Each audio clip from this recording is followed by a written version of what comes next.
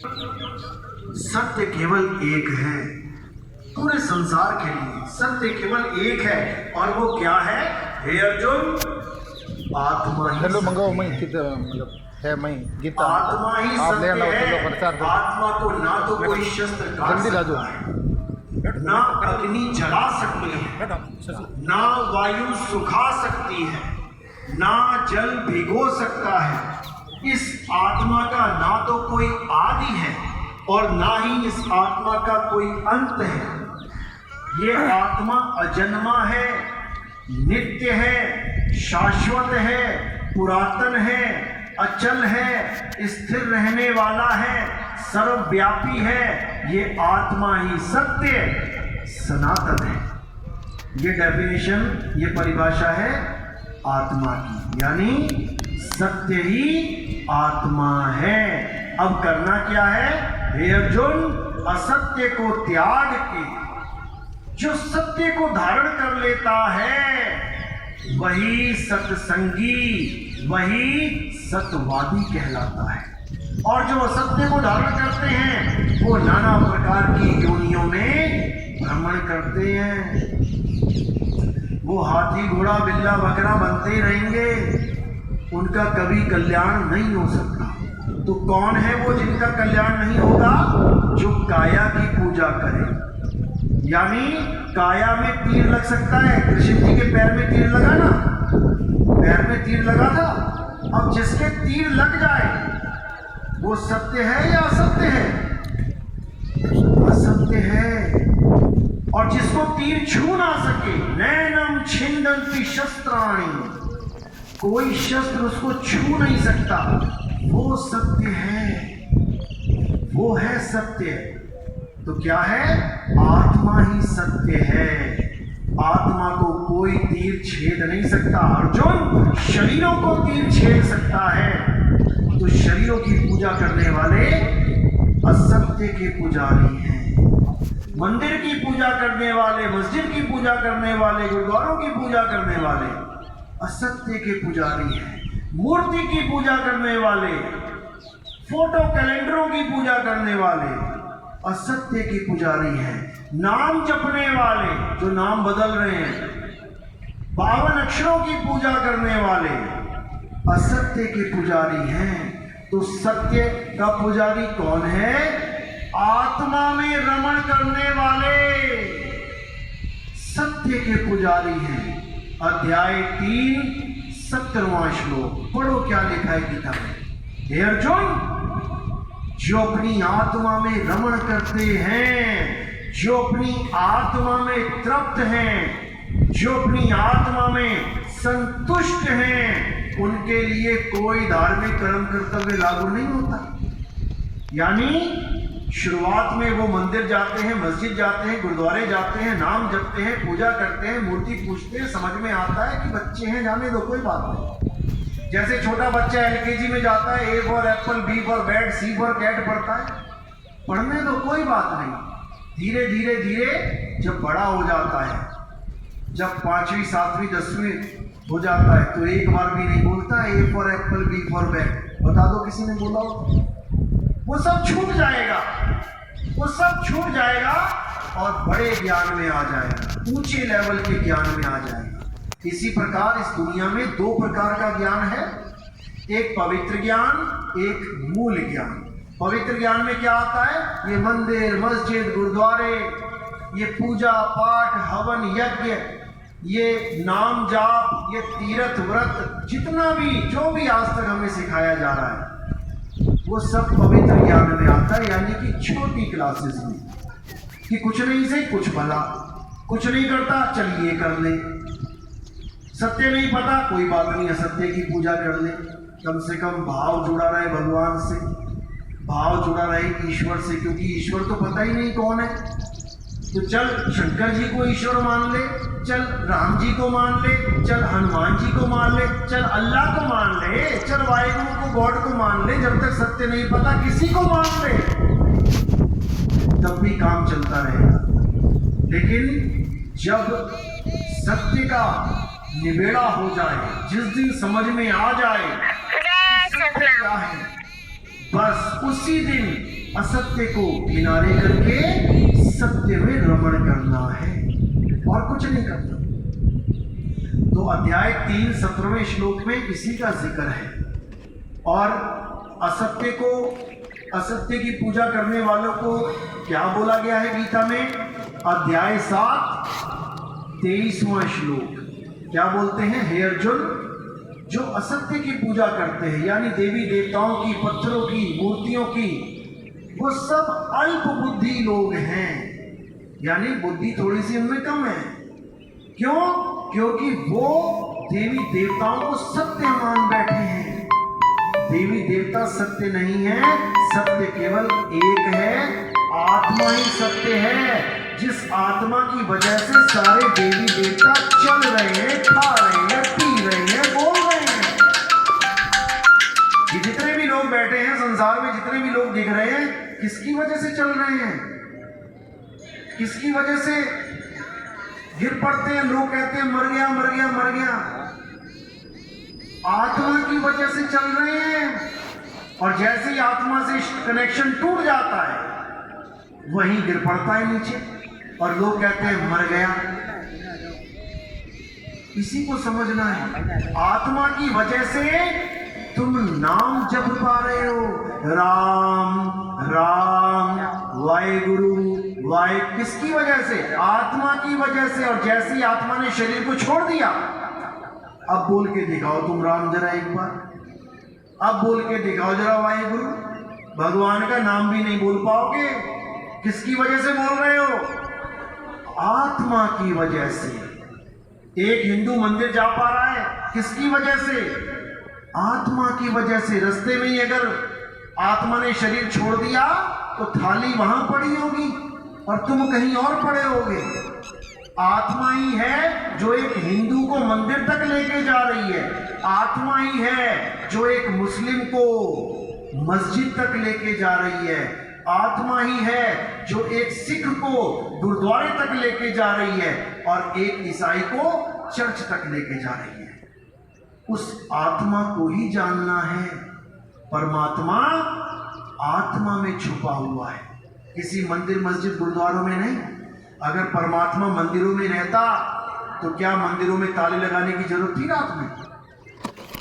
मंदिर में भगवान को भी डर है क्या गल्ला उठा के ले जाएगा कोई? देखो जरा, भगवान के घर में ताले लगे हैं। अरे तुम घर में अगर एक बुलडॉग पाल लो ना, तब भी तुम उसके सहारे घर को छोड़ के जा सकते हो खुला, कि अंदर बैठा है कुत्ता हमारा, एक चीज ना हिलने देगा। एक कुत्ता अपना घर बचा रहा है, लेकिन भगवान अपना मंदिर नहीं बचा पा रहा है। समझो, सोमनाथ मंदिर कितनी बार लूटा पता है? कितनी बार लूटा गया? कितनी बार? 17 बार। 17 बार। सोचो, सोमनाथ मंदिर में भगवान होते, अरे एक बार भी ना लुटता। 17 बार लुट गया। इस दुनिया में कोई ऐसा आदमी नहीं होगा जिसका घर 17 बार लुटा हो। वो भी 2 3 4 बार लुटने के बाद कोई ना कोई पक्का इंतजाम कर लेगा, भैया आप ना लुटने देता मैं। कोई कैमरा लगा लेगा, 5-7 कुत्ते पाल लेगा, कोई गार्ड रख लेगा। और भगवान का घर 17 बार लुट गया। शुक्र करो 18 बार 19 बार नहीं लुटा। क्यों लुटा पता है? कारण क्या था?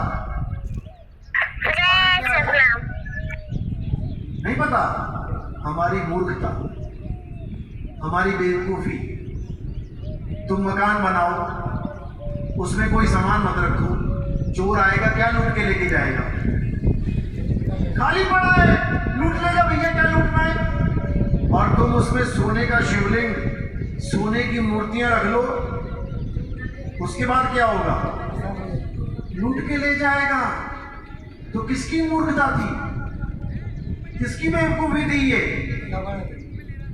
हम ही लोगों की, जो हमने मंदिरों में सोने की मूर्तियां रख ली। अरे भैया, चीनी खुले में रखोगे तो चींटी आएगी। तुम सोने की जगह पत्थर की मूर्तियां रख लेते, कौन आता इतनी दूर से घोड़े लेके लूटने? बताओ, पत्थर की मूर्तियां लूट के लेके जाता। भगवान के मंदिर के लूटने का मतलब है सोना लूटना, पत्थर लूटना नहीं। 17 बार हमने बार बार उसको सजा सजा के बार एक बार लुट गया, खाली कर गए। फिर दोबारा सोने की मूर्तियां रख दी, फिर सोने के लगा दिए हीरे मोती जवाहरात मंदिरों में, वो फिर लूट के ले गया, फिर लगा दिए, फिर ले गया। और तीसरी बार के बाद ना लगाते, चौथी बार तो नहीं जाता क्या? नहीं ले जाता। यानी 17 बार हम बेवकूफी करते रहे और वो 17 बार हंस हंस के ले जाते रहे कि कितने बड़े बेवकूफों से पाला पड़ा है। समझो, भगवान कोई सोने का थोड़ी नहीं है, भगवान कोई चांदी का थोड़ी नहीं है। अरे भगवान तो पत्थर का भी नहीं है। क्या राम जी पत्थर के थे? श्याम जी पत्थर के थे? हनुमान जी पत्थर के थे? अहिल्या तो सुनी हमने पत्थर की थी। अहिल्या को श्राप लगा था इसलिए पत्थर का बनाया उसको। तुमने तो बिना श्राप के भगवान को पत्थर का बना दिया। तुम तो भगवान से भी बड़े हो गए। इसीलिए समझना है, कबीर साहब समझाते हैं, अरे पाथर पूजे हरि मिले तो मैं पूजू पहाड़, प्रभात से ये चाकी भली पीस खाए संसार।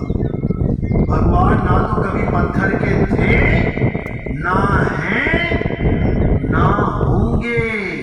पत्थर तो हमारी अकल पे पड़े हुए हैं जो हमने भगवान को पत्थर का मान लिया। अरे भगवान तो वो है जो पत्थर को पैर लगा के उसको जिंदा औरत बना दे। तुम भगवान से भी बड़े हो कि जिंदा भगवान को तुमने बिना पैर लगाए पत्थर का बना दिया। अरे वाह, तो ये मूर्खता है हमारी। असल में भगवान क्या है, वो अपने स्वरूप का ज्ञान समझा रहे हैं अर्जुन को। हे अर्जुन, तू और मैं ये शरीर नहीं है। तू और मैं ये शरीर नहीं है, तू और मैं आत्मा है। शरीरों के मारे जाने पर भी तू और मैं नहीं मरेंगे, क्योंकि मौत केवल शरीरों की होती है। हम अजर अमर अविनाशी हैं। एक शरीर छोड़ेंगे, दूसरा धारण कर लेंगे। जैसे रोज एक कपड़े उतारे बाथरूम में और दूसरे पहन लिए। अब कोई बाथरूम में जाता है, कहता अरे ये तो मरा पड़ा है, ये चोला मरा पड़ा है। चोले को हमें अपना स्वरूप मान बैठे हैं। चोला नहीं है हम, चोला हम छोड़ रहे हैं। कहते भी हैं पिताजी ने चोला छोड़ दिया, माताजी ने चोला छोड़ दिया। अरे तो माता कौन है फिर? चोला छोड़ा किसने? आज तक तो इसी को माता समझते रहे। मेरी माँ की 2 आंखें हैं, मेरी माँ के बाल, मेरी माँ का खाल, मेरी माँ का चेहरा। आज इसको चोला बना दिया तुमने, तो माँ कौन है फिर? माँ किसको कहे? और लिख भी देते हैं मेरी माँ का स्वर्गवास हो गया, यानी मेरी माँ पहले मृत्यु लोक में रहती थी, अब स्वर्ग लोक में रहती है। तो मृत्यु लोक छोड़ के माँ का ट्रांसफर हो गया स्वर्ग लोक में, तो फिर मरा कौन? मरा कौन? आत्मा तो मरती नहीं, शरीर मरा, शरीर मरा। और माँ चली गई स्वर्गवास। तो माँ क्या थी? स्वर्ग में पहुंचने वाली आत्मा। माता जी या मरा हुआ शरीर? माँ वो है जो स्वर्गवास हो गया, जिसका, जो स्वर्ग में चली गई। वो है माँ जिसको तुमने देखा भी नहीं जाते हुए कि मेरी माँ का चेहरा कैसा है। और इस चोले का, इस काया का चेहरा देखते रहे, सोचते रहे ये मेरी माँ है, ये मेरी माँ है। ये तो मिट्टी का घड़ा है, मिट्टी का घड़ा है, फूट गया, पानी उसमें से निकल के चला गया। पानी को तुम कभी देख ही ना पाए कि पानी होता कैसा है, मेरी माँ है कैसी। तुम घड़े को ही माँ समझते रहे। कोई 50 किलो का घड़ा, कोई 10 किलो का घड़ा बच्चे का, कोई 100 किलो का घड़ा। मोटा सा आदमी देख लेना, वो घड़ा है मोटा, आदमी मोटा नहीं है। वो आत्मा मोटी छोटी नहीं है, वो घड़ा मोटा है। उसी घड़े को मर गया, मर गया, मर गया। अरे घड़ा पहले से ही मरा हुआ है, आत्मा की वजह से जिंदा है, चल रहा है। पंखे पहले से ही मरे हुए हैं, ये तो बटन दबाओ तो करंट आता है तो चलते हैं। करंट जिंदा है, पंखा जिंदा नहीं है, लेकिन करंट में गुण है कि जिसके साथ जुड़ जाता है उसको भी जिंदा कर देता है। आत्मा का गुण है कि काया के साथ जुड़ जाती है तो काया को जिंदा कर देती है, काया को छोड़ देती है तो काया गिर पड़ती है। आत्मा जिंदा है, काया मुर्दा है। तो इसी को समझना है। तो दो ही चीजें हैं, शरीर और आत्मा। तो शरीरों का खेल समझ में आता है, पैदा होना, पलना, मर जाना।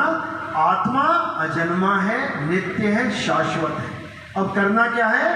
केवल और केवल आत्मा का ज्ञान प्राप्त करना है। साहिब कह रहे जल में मीन प्यासी, मोहे देखत